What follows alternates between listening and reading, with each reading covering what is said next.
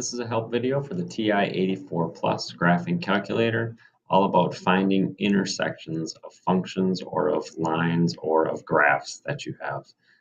No matter what you have, it all works the same. You just have to enter in the functions, and then I will show you how to find the intersections. So let's just do some basic linear functions here. If we go to, I'm going to clear out the calculator first.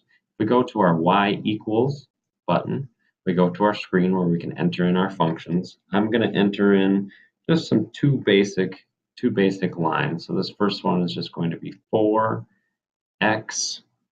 plus 2, and then we can arrow down to our next line, and it's going to be, make sure to hit the negative sign, not the subtraction sign, negative 2x plus 5.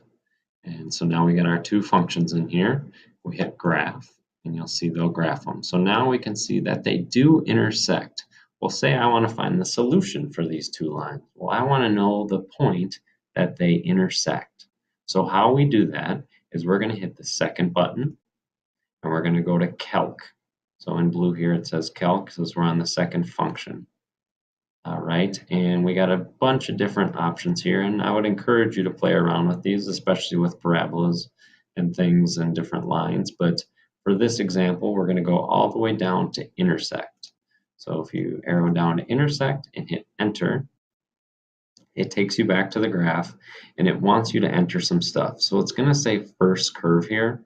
So we could just hit enter now, but what I like to do is try to get as close to that intersection as I can.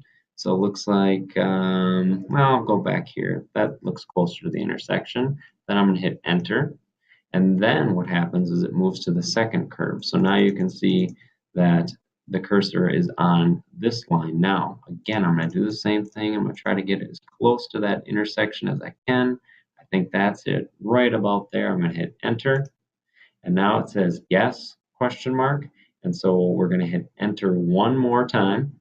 Since our cursor is basically right on the middle, what it kind of wants you to do is guess where the intersection is. So we have the ability again to kind of try to find the intersection, but it should be close enough if you tried to find the intersection on the other two curves. So we'll hit enter now. And then it'll find our intersection down here. So down here it says the intersection is when x equals 0.5 or 1/2 and y equals 4. So that's how you find the intersection of two functions.